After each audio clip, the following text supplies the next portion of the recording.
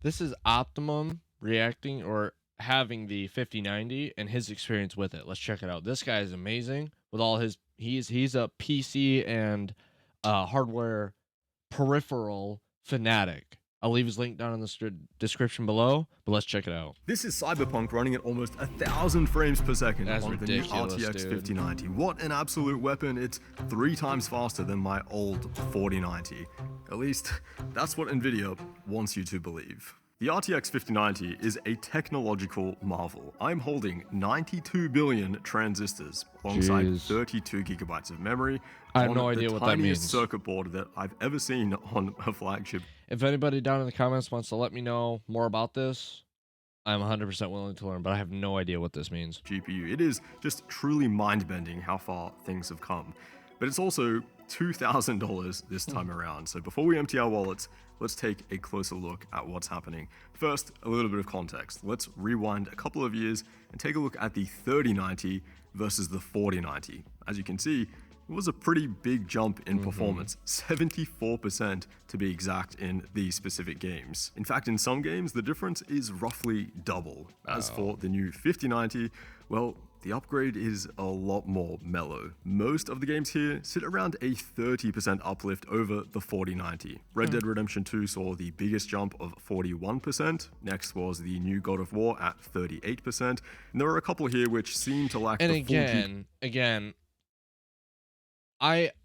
this is all at 4K high, everything high, right? So most of the time, don't get me wrong, like I'm for a $2,000 card, I feel like you should get way more FPS out of 4K high resolution, but you are running it at 4K, which is a beastly improvement.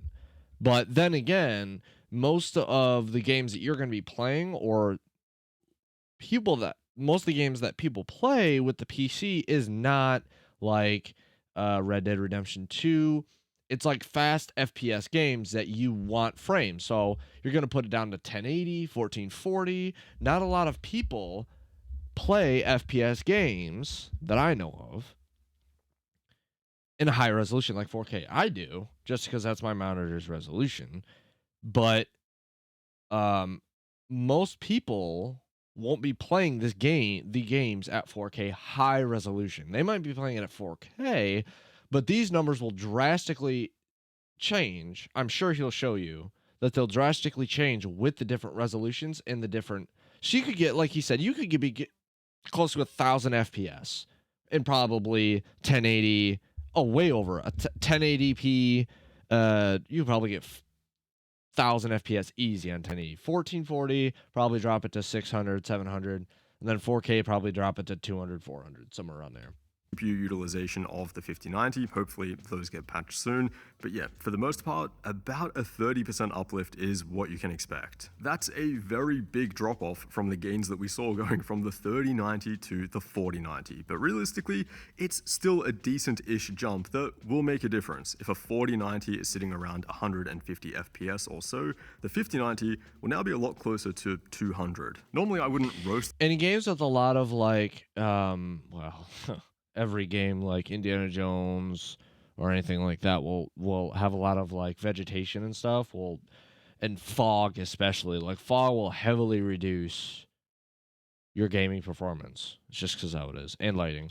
a GPU for only being 30% faster than last time, but here's where things don't look so great. This is the power draw of the RTX 3090 across those same 12 games. It has a TDP of 350 watts, and it mostly sits around that level. The 4090, despite having a claimed TDP of 450 watts, it actually doesn't pull that much more in most games. In some games, it's actually lower than the 3090. The 50 pulls and remember, like 500. this is while the 4090 is 74% faster on average.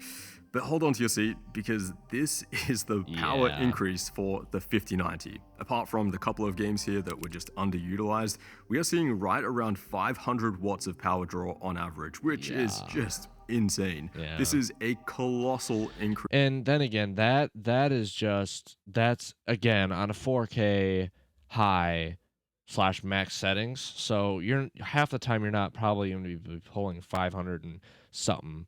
I mean, there are some games that go only 460, 341 Stalker, Um, but I mean, most of the time you're not going to be playing in 4K anyways, so you won't really need to worry about it. It'll Increase still in pull. power. I hope your room has air conditioning because you are definitely going to need it. And look, the only 30% or so performance gain over the 4090, I could honestly forgive that if the power draw was the same or maybe a little bit lower would be nice. Jeez. But man, let's be real here. It's looking Jeez, like there is man. no efficiency gains in this new That is architecture at all. nuts. God of War Ragnarok seemed to draw the most amount of power in the games that I tested, but even the 4090 just tips over 400 watts. I The mean, at the same time, you can get 4K 240 hertz off of 4090, and it still looks amazing. Like, the 50 series is brand new. Most people won't be able to pay for it because of how expensive it is. And at the same time, like look at the this is ultra preset. You get 145 FPS. Most people won't be playing on ultra. At least I won't. Like the 4090 is still beautiful for the types of games people come out with.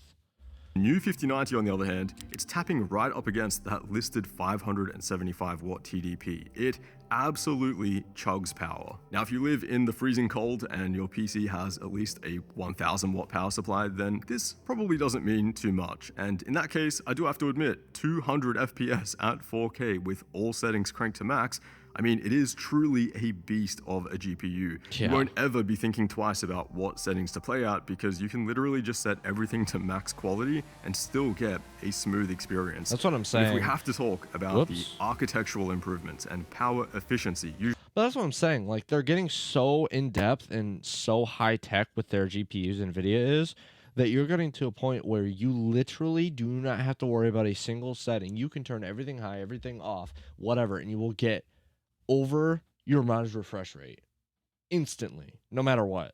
It's ridiculous. usually the number one thing to look for in each new generation of GPU or CPU, NVIDIA's Blackwell is not looking that great. For some more context, here's every NVIDIA flagship GPU of the past decade, sparing the Titan GPUs. Notice that between the 980 Ti and the 2080 Ti, there's barely any power increase at all, yet we still see respectable performance jumps each time. This new 5090, on the other hand, it looks a lot like the jump between the 2080 Ti and the 3090. That was also roughly a 30% jump for 100 watts more power. This is almost the same thing. I know the FPS gained looks bigger on this chart just because of the way frames per second scales, but the numbers look eerily close. There's one more thing we need to discuss though, and that is multi-frame generation. It's an exclusive feature on these 50 series GPUs, and it can almost quadruple your frame rates. With multi-frame gen, you can now choose between different multipliers. 2x, just like the normal frame gen that we've already seen, but now 3x or 4x. And yeah, you can literally play path-traced Cyberpunk at 4K 240 frames per second.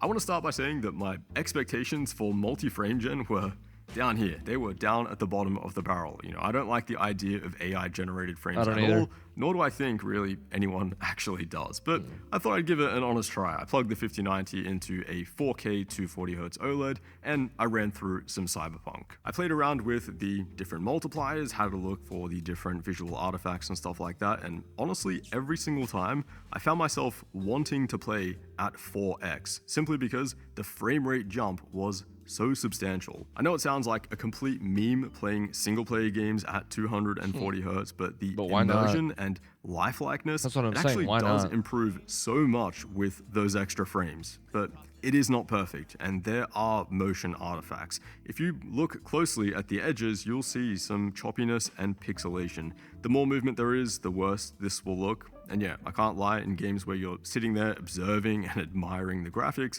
it's pretty easy to notice. You won't exactly be able to like pick out and count all the little blocks, but the subtle motion trail effect that this leaves, it is very noticeable. What is way more noticeable though, is the difference between 80 FPS and 250 FPS. If we normalize for every other graphic setting in the game and you're just left with those two options, I'm honestly choosing the 250 FPS with motion artifacts every single time. I know that sounds so weird, but when you feel that smoothness difference between those two frame rates, it is night and day, especially Yeah. because the latency increase doesn't really get much worse with those higher frame gen multipliers. With frame gen completely off compared to cranked all the way up to 4x, it's only a 3 to 5 millisecond increase in latency, which is really surprising and impressive. The cool thing is though, if 200 FPS gaming is really what we want to do, we don't even need frame gen to do that. Even in Cyberpunk at 4K, we just need to drop the graphics settings a bit to get that smoother experience. The problem though is that you need to drop them quite a bit. We need to now use the medium graphics preset, and all ray tracing needs to be switched off.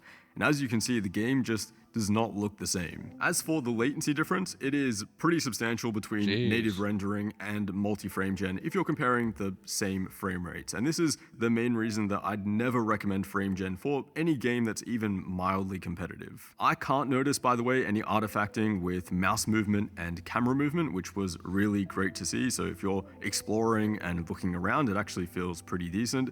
It's the fast driving and riding, at least in Cyberpunk, where those artifacts become pretty obvious. On a bike especially, it's really bad. But yeah, they're not real frames after all, but I don't know if I would call them fake frames completely either. Of course, they're generated, but most of the time they feel very convincing. I'm definitely glad it's an option instead of it not existing at all. Path traced Cyberpunk at 240 Hz is not something I expected to experience anytime soon. As for this tiny new little cooler, it's actually pretty impressive. Slightly higher temps than what I saw with a 4090 Fe, but of course, we're pumping a lot more power this time around. I was seeing really low 70s with a 21 degree ambient room temperature, and that was with everything completely stock, pulling a little bit over 500 watts.